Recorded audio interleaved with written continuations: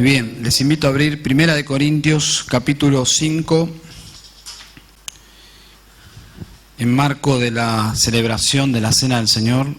Vamos a meditar en un pasaje duro, por cierto, realmente duro. La dureza de esta escritura del apóstol Pablo a esta iglesia tiene que ver directamente con la dureza del corazón de estas personas. No nos es ajeno esta condición, porque cualquiera de nosotros podemos caer en esta insensibilidad que ellos manifestaban, podemos descender y ser como ellos. Si estamos firmes hoy, si ese es tu caso, da gracias a Dios, es por su gracia, pero no sabemos mañana si estaremos firmes también. Dice 1 Corintios 5:1, de cierto se oye que hay entre vosotros fornicación, y tal fornicación cual ni aun se nombra entre los gentiles, tanto que alguno tiene la mujer de su padre. Y vosotros estáis envanecidos. ¿No debierais más bien haberos lamentado para que fuese quitado de en medio de vosotros el que cometió tal acción? Ciertamente yo, como ausente en cuerpo, pero presente en espíritu, ya como presente he juzgado al que tal cosa ha hecho. En el nombre de nuestro Señor Jesucristo, reunidos vosotros y mi espíritu, con el poder de nuestro Señor Jesucristo, el tal sea entregado a Satanás para destrucción de la carne, a fin de que el espíritu sea salvo en el día del Señor Jesús. No es buena vuestra jactancia. ¿No sabéis que un poco de levadura leuda toda la masa?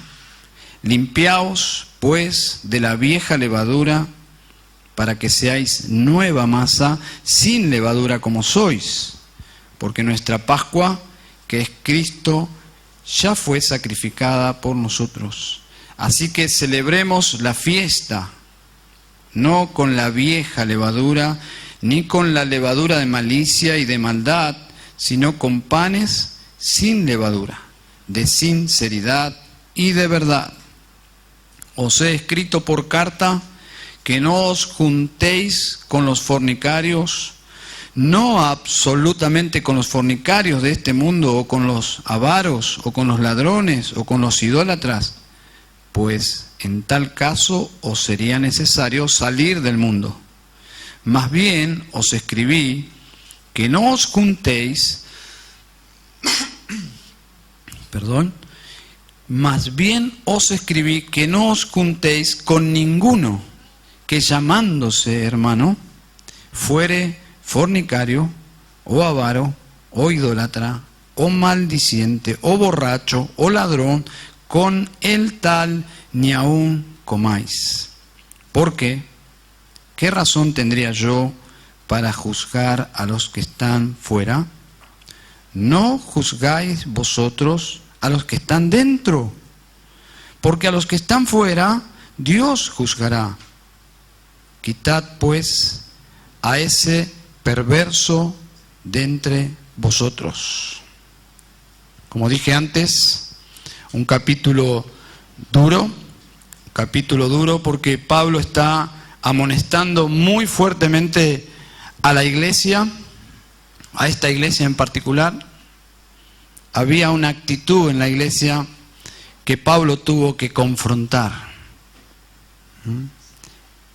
en relación a Cristo. ¿Cuál era la actitud? Irreverencia a Cristo. En relación al pecado, insensibilidad. En relación a la iglesia, menosprecio. Todo eso se observa a medida que uno va avanzando en la lectura de la carta. Dice el versículo 2, y vosotros estáis envanecidos. ¿Y en qué consistía el envanecimiento? En que ellos se miraban en el espejo espiritual y decían, somos espirituales. Somos tan espirituales que miren, observen nuestros cultos, la manifestación de actividad de Dios, la manifestación de los dones de Dios. Miren cómo la gente habla en lenguas. Observen cómo el Señor está con nosotros.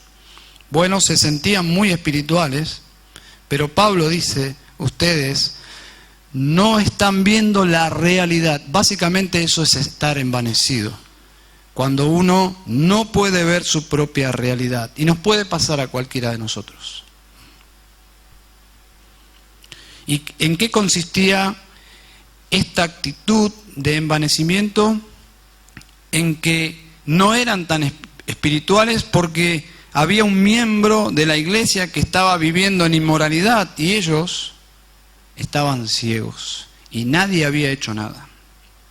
Para graficar el asunto aquí, simplemente para ilustrar, como si en el frente de una prisión se montara una conferencia de prensa y allí están todas las cámaras de los medios y los directivos se están premiando a sí mismos como los mejores, como aquellos que han llevado adelante esta actividad de una cárcel modelo de máxima seguridad. Entre aplausos y medallas, los presos se escapan por atrás porque se olvidaron de cerrar las puertas.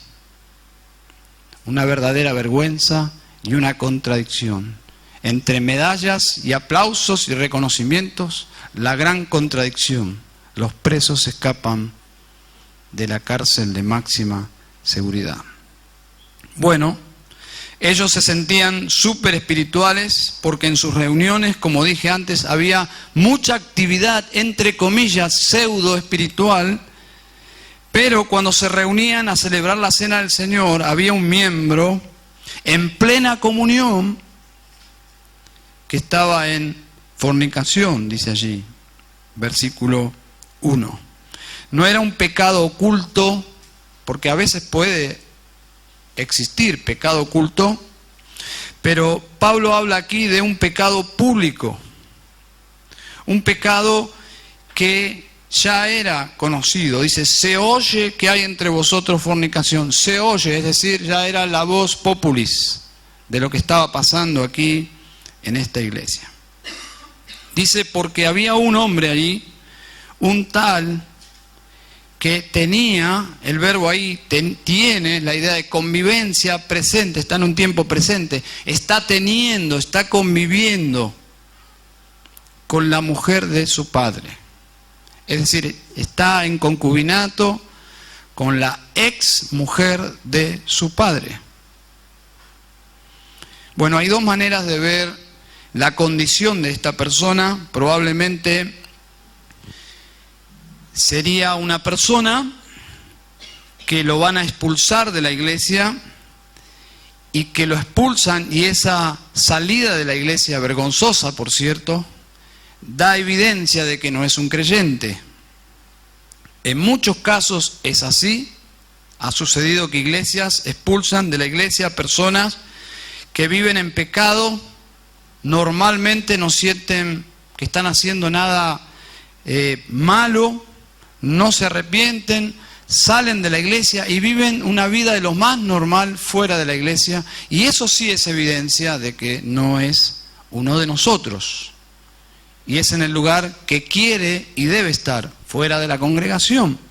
Bueno, podría ser un caso así, pero la segunda forma de ver este problema aquí, o a este individuo, el cual yo me inclino, que no es este primer caso, sino que es un creyente verdadero. Es un creyente verdadero, un creyente débil, que ha cedido a la carne, que ha sido enlazado en el pecado y está en pecado actualmente cuando Pablo escribe la carta. Dice el versículo 5, el tal sea entregado a Satanás para destrucción de la carne. Pero agrega algo más, y es muy importante, a fin de que el espíritu sea salvo. Sea salvo en el día del Señor Jesucristo. Claramente aquí note usted que esta persona es salva. La acción disciplinaria que plantea Pablo aquí se está aplicando a una persona que cuando su carne, es decir, su cuerpo sea destruido, su espíritu sería salvo en el día del Señor. Esta acción que está planteando Pablo en este capítulo es lo que nosotros llamamos en la actualidad, en la jerga, podemos decir, evangélica. ¿De qué forma?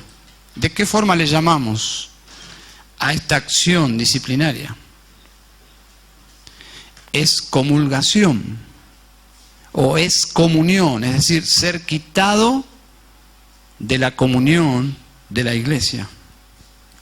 Pablo dice, tienen que quitarlo de la comunión. La iglesia lo debe expulsar. El problema es que ellos no lo han hecho todavía. Y lo debían haber hecho. Tenían instrucciones de Pablo. No lo habían obedecido. No habían obedecido a Dios. Pablo, a la distancia, está intentando dirigir a la iglesia o redirigir a la iglesia a hacer lo correcto, a hacer lo que ellos habían omitido hacer. Tenían en la comunión de la iglesia, quizás el núcleo de la comunión, el centro mismo donde la comunión se expresa más profundamente es la mesa del Señor. La mesa del Señor es el mismo centro de la comunión cristiana. Es el centro donde somos uno en Cristo y donde adoramos juntos, unidos a Cristo. Ellos menospreciaron la mesa del Señor, permitiendo que este miembro de la congregación viva de esta forma. Y Pablo, de lejos, casi a la distancia, intenta pastorear esta iglesia, haciendo lo que debían hacer, y de forma urgente, versículo 4.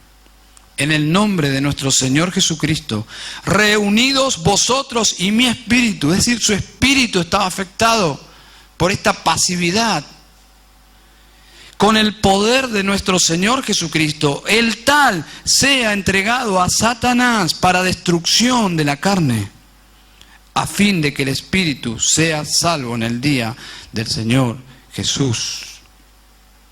Ese poder del Señor Jesucristo que invoca Pablo, ese poder es el poder de la iglesia que Cristo le ha dado a las iglesias. Tenemos que meditar mucho en esto. Cristo delegó este poder o esta autoridad a sus iglesias. Sus iglesias tienen esta facultad de disciplinar a sus miembros. Dice Mateo 18, después de un proceso de confrontación, dice 18, 17, y si no los oyere a ellos, alguien que persiste en el pecado, y no escucha, y no escucha, y no escucha, y dice, dilo a la iglesia, y si no oyere a la iglesia, tenle por gentil y publicano. Es la misma idea aquí, la iglesia tomando una acción disciplinaria, judicial sobre alguien que no está escuchando, que no está arrepintiéndose, que está persistiendo en el pecado. Esto que Pablo plantea en 1 Corintios 5 es un veredicto en la atmósfera de un juicio. Es una sala judicial que Pablo está planteando. La iglesia es quien está juzgando con el poder, con la autoridad que Cristo ha dado a la iglesia, a esta persona. Y la iglesia está, o debería estar llevando a esta persona a juicio delante de la iglesia. Ninguna institución en la tierra tiene esta autoridad de parte de Dios. Ninguna institución. Ninguna institución humana, gubernamental, de ningún país tiene la autoridad de entregar a una persona al poder de Satanás para que su cuerpo sea castigado hasta la muerte. La iglesia sí. La iglesia no tiene poder para juzgar a los no cristianos. La iglesia ni siquiera puede juzgar a los que no son miembros, pero sí tiene el deber y el poder de juzgar a sus miembros. Observen versículo 12. Dice, porque ¿qué razón tendría yo para juzgar a los que están afuera? Pero luego agrega como contraste, como reprensión, ¿no juzgáis vosotros a los que están dentro? Como diciendo, ¿por qué no están haciendo lo que sí les corresponde hacer? Y saben, cuando una iglesia actúa correctamente, con esta autoridad que Dios le ha dado a la iglesia, Dios respalda el veredicto.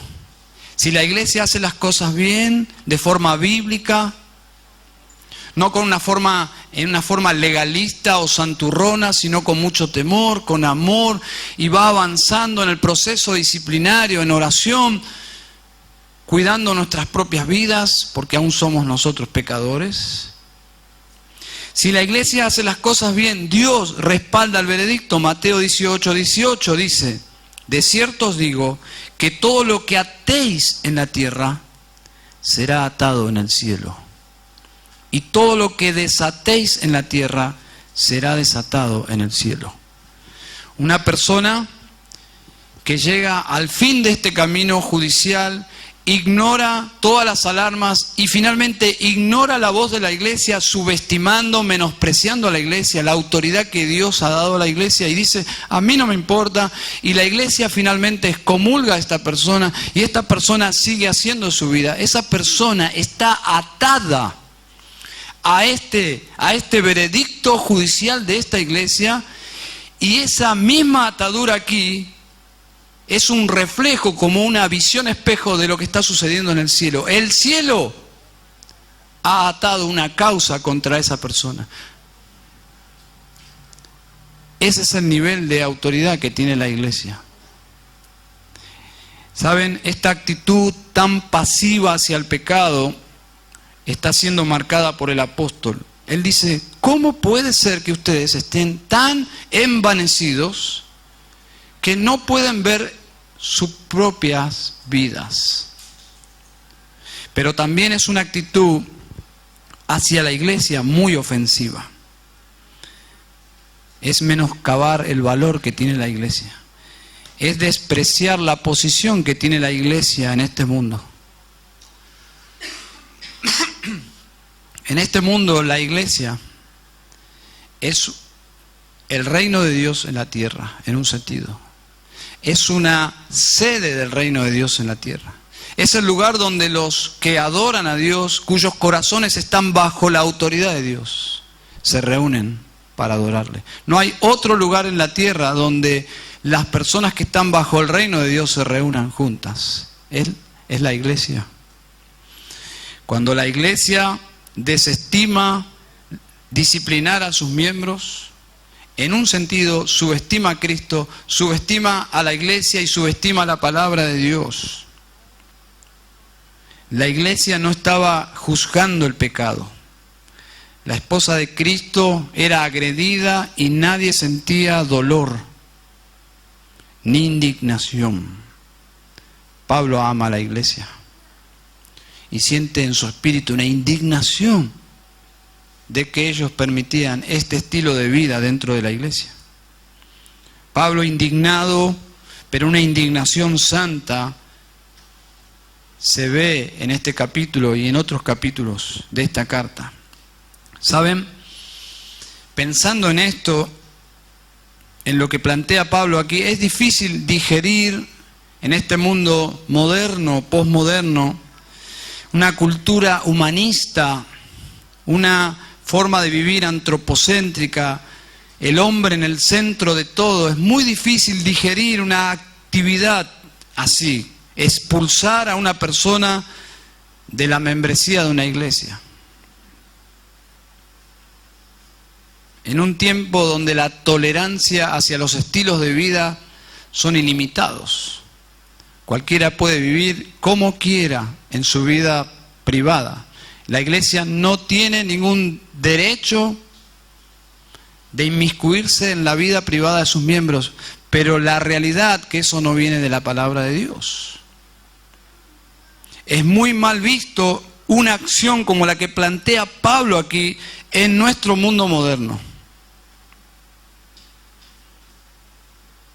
Esta acción que Pablo expone aquí es casi como plantear en el día de hoy arrojar de un barco a Jonás. Arrojemos a Jonás para que muera en el mar. Sería muy mal visto una acción así. Pero es lo que está Pablo planteando. Es casi como sacar a este hombre de la iglesia para que muera en manos del enemigo de Dios, Satanás. Bueno, el mundo nunca va a entender este accionar de la iglesia. Este comportamiento de la iglesia para con uno de los nuestros jamás va a entenderlo. Como iglesia no debemos dejar de hacer cosas porque el mundo no entiende lo que hacemos. ¿Sí o no? Porque si vamos a dejar de hacer cosas porque el mundo no nos entiende, lo primero que debemos dejar de hacer, ¿qué es? Predicar el evangelio. Pero hay iglesias que ceden a la presión de la posmodernidad y han dejado de disciplinar a sus miembros, han dejado de confrontar el pecado, han dejado de llevar adelante la acción de la disciplina de la iglesia. Aún en iglesias bíblicas, hermanos, en iglesias bíblicas, para evitar ofender a los miembros racionalistas, cuando se presenta una disciplina, se lo presenta como algo netamente administrativo. Hemos dado de baja la lista y nunca se explica qué significa lo que estamos haciendo. Suena estas palabras: el tal sea entregado a Satanás para destrucción de la carne. Suena muy agresivo, seamos sinceros.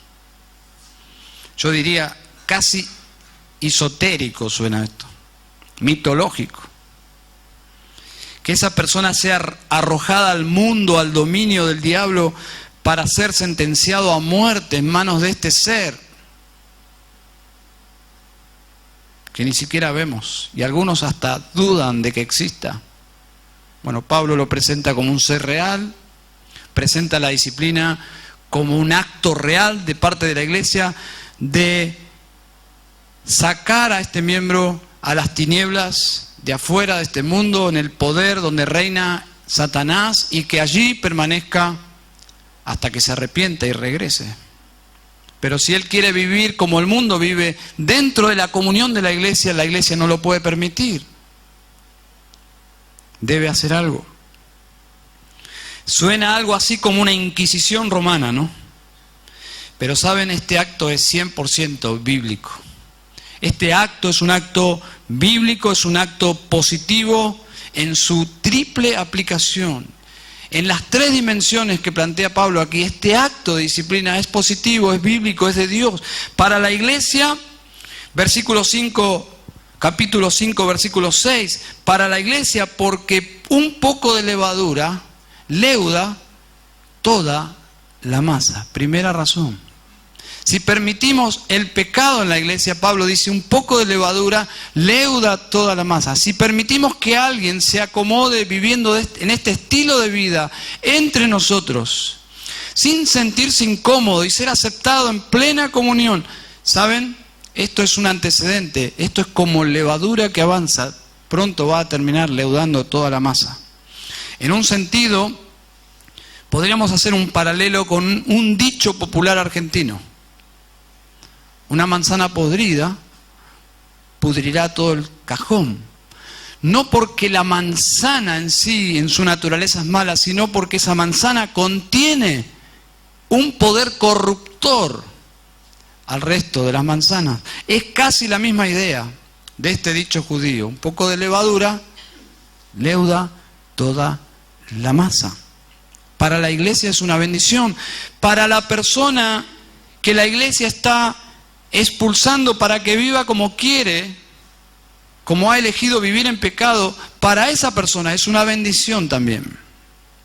¿Por qué? Porque si esa persona por debilidad está en pecado y no puede soltar el pecado, y finalmente por debilidad se aferra a ese pecado, la disciplina lo que hará, si es un verdadero hijo de Dios, es que va a terminar su carne destruida. ¿Qué significa esto? ¿Qué sucede cuando se destruye nuestra carne? Nos morimos.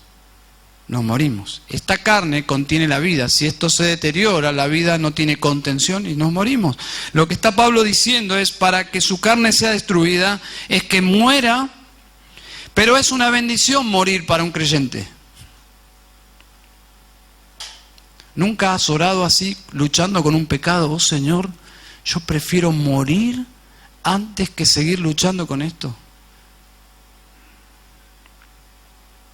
Es una buena oración, ¿eh? Pablo dice, para mí el vivir es Cristo y morir es ganancia. ¿Es una bendición dejar de pecar, sí o no? Para los creyentes es la bendición más grande, porque el pecado ya no da satisfacción en nosotros. Ya Dios ha cambiado nuestro corazón. Antes el pecado nos daba ciertos gustos, cierta satisfacción. Ahora, siendo templos del Espíritu Santo, pecamos pensando que vamos a recibir algún beneficio y la culpa, nos sentimos mal, frustrados.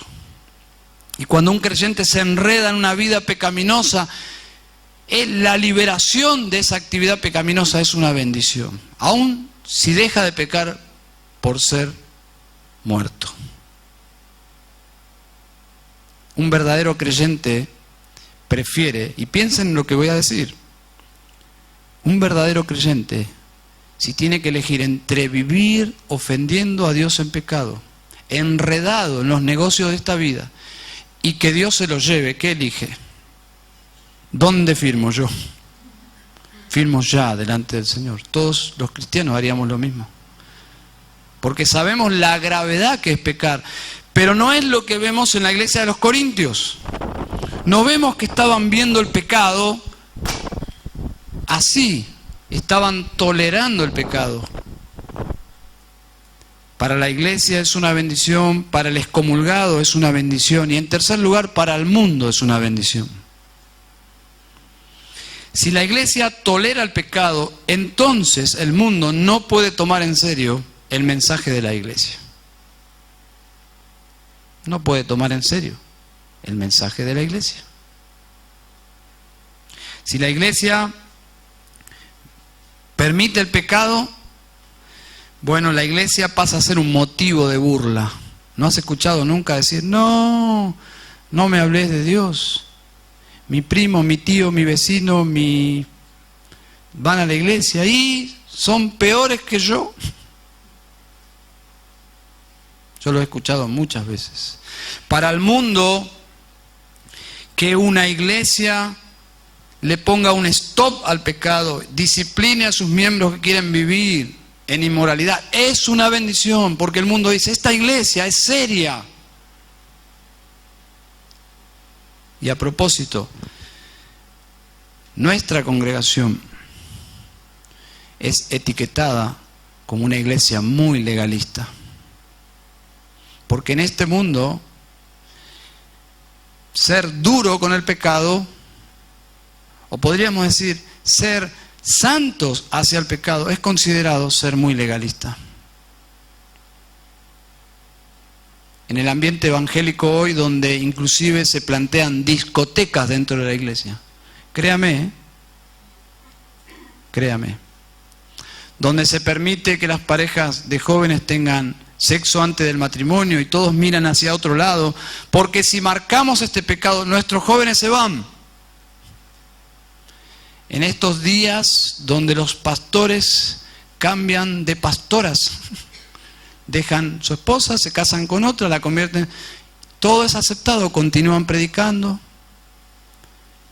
En estos días muy complicados, donde hay tolerancia hacia el pecado y nadie se siente mal, una iglesia que toma una postura bíblica hacia el pecado, indudablemente serán considerados legalistas. El mundo es así. Y aún el mundo religioso es así. Siempre ha sido así. A Juan el Bautista no bebía. ¿Qué otra cosa no hacía Juan el Bautista? No comía carne. Decían que estaba endemoniado. Jesús comía con todos, bebía, ¿qué decían? Comedor, comilón y bebedor. Así que es mejor ser criticado por tomar una postura por la verdad, ¿no? De todas formas seremos criticados. El pecado en la iglesia no era algo para tratar en privado, es otro asunto contemporáneo. Tratemos de tapar todo. Hay pecados que sí se deben tratar en privado, pero hay pecados que se deben tratar en público porque el pecado es público. Y este era el caso aquí. Era un escándalo en la ciudad.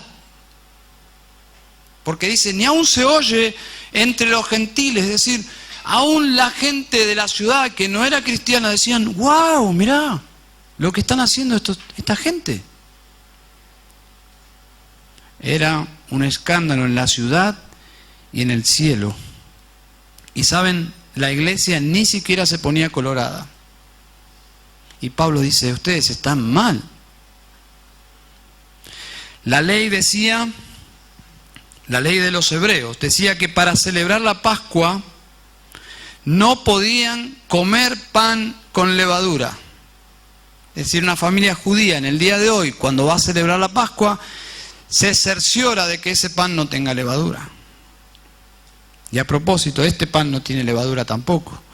Pero el pan sin levadura no era nada. La ley dice que debían buscar todos los restos de levadura en la casa y debían eliminarlo. No debía haber levadura en la mesa, ni en la cocina, ni en la casa, ni en ningún lugar. Ahora, ¿qué tan mala es la levadura? ¿Qué Dios tiene contra la levadura? Bueno, nada.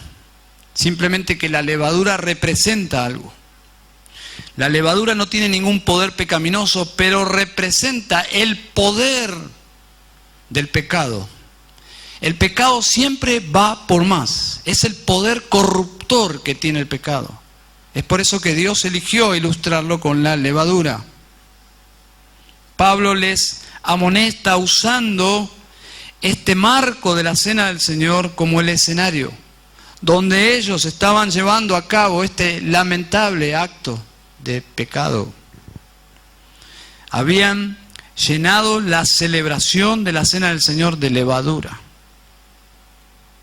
Se habían sentado a la mesa, se olía levadura, se comía levadura y nadie se levantaba de la mesa, nadie hacía absolutamente nada. Versículo 6. ¿No es buena vuestra jactancia? ¿No sabéis que un poco de levadura leuda toda la masa? Limpiaos pues de la vieja levadura, para que seáis nueva masa, sin levadura como sois. Es decir, en un sentido alegórico, la iglesia es sin levadura, porque Cristo le ha perdonado todos sus pecados, pero en la práctica debe evitar la levadura. Dice, porque nuestra Pascua, que es Cristo, ya fue sacrificada por nosotros. Versículo 8. Así que celebremos la fiesta, está haciendo referencia a la cena del Señor, celebremos la fiesta, pero está ilustrándola con la fiesta judía de la Pascua, no con la vieja levadura, ni con la levadura de malicia y de maldad. Es decir, no traigamos a esta nueva vida, a este nuevo lugar de encuentro con Dios y encuentro entre los hermanos, nuestros viejos pecados del pasado. Dice, ni con la levadura de malicia y de maldad, sino con panes sin levadura, de sinceridad y de verdad. ¿Qué significa? Vengamos a la casa de Dios, sentémonos en la mesa del Señor de forma íntegra, sincera, sin vidas dobles. No hay lugar en la mesa del Señor para una clase de vida que no sea sincera, que no sea una vida verdadera. ¿Saben? La actitud hacia el pecado de los corintios era muy pasiva, muy descuidada, sin celo por la santidad de Dios, ni por la cena del Señor, ni por la iglesia. ¿Cómo sufrió Pablo? Por la iglesia de Cristo. ¿Saben? Una iglesia que abandona la disciplina, en realidad abandona a Dios. Y algo más, Dios abandona a esa iglesia. Una iglesia que decide no disciplinar el pecado para agradar a la gente, Dios no va a ser agradado y Dios va a abandonar ese lugar. Una masa totalmente leudada no es apta para la Pascua judía, mucho menos una masa leudada no es apta para la mesa del Señor. Cuando Cristo inauguró la cena del Señor, fue justamente en la Pascua. Cuando lees el Evangelio te das cuenta que Cristo está inaugurando la cena del Señor y el pueblo hebreo está celebrando la Pascua. En esa Pascua fue cuando Él murió, cuando los corderos morían para ser comidos en las casas. Él estaba por ir a la cruz y que Él, el mismo Cordero de Dios, estaba anticipando su muerte. Las expresiones, cuando uno lee el Evangelio, indica que no solo Cristo está instalando la cena del Señor para la futura iglesia, sino que está reemplazando la Pascua y colocando en su lugar la cena del Señor para el nuevo pueblo de Dios que es la iglesia. Es por eso que nosotros no celebramos la Pascua. Ninguno de nosotros matamos corderos, ni nos sentamos a comer comiendo hierbas amargas y todo el proceso que es celebrar una Pascua judía. Cristo está reemplazando para siempre esa Pascua judía por la Santa Cena. Y algunas cosas más, y termino. ¿Saben? La Pascua judía recordaba cuando el pueblo de Israel salió ¿de dónde? De Egipto. Fueron librados de Egipto. La iglesia hace recordación, memoria, del Cordero que nos liberó de nuestros pecados para siempre. Observen 1 Corintios 5:7. Porque nuestra Pascua, que es Cristo, ya fue sacrificada por nosotros. Cristo es nuestra Pascua. La palabra Pascua es una palabra interesante, significa pasar de largo, haciendo referencia a ese ángel de la muerte que pasó por los hogares de Egipto, matando a todos los primogénitos de todos los hogares, y cuando encontraba una casa cuya puerta estaba ensangrentada con la sangre del Cordero Pascual, el ángel de la muerte hacía pasaba de largo. Pasaba de largo, esa es la palabra Pascua, pasar de largo. No dar muerte. ¿Por qué? Porque allí estaba la sangre del Cordero Pascual. La iglesia debe celebrar la cena del Señor con esta actitud. El juicio de Dios ha pasado de largo sobre nosotros. ¿Por qué? Por Cristo. Él es la razón por la cual el juicio de Dios no va a impactar sobre nosotros. La iglesia debe celebrar la cena del Señor con una actitud de reverencia hacia Cristo, de sinceridad, de santidad, sin caretas. Aquí estamos, Señor, con nuestras luchas, que por cierto son muchas, con nuestras tentaciones, con nuestras debilidades, pero aquí estamos, Señor, en tu mesa. Tú nos conoces. Y aún cómo estamos y cómo somos, te amamos, Señor. Y aquí estamos. Estamos necesitados de ti, Señor. Versículo 8. Así que celebremos la fiesta. Celebremos la fiesta en este momento. Ernesto nos va a